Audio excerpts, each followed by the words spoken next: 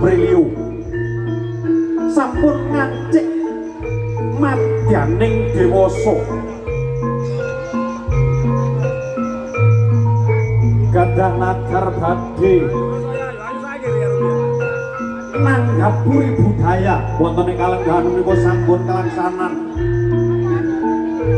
pramila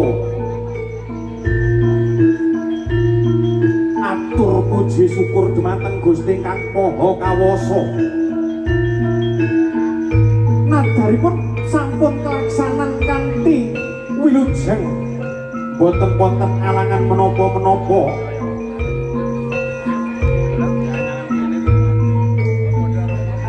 sampun dumugi kang tinuju niki wonten ing pepanggungan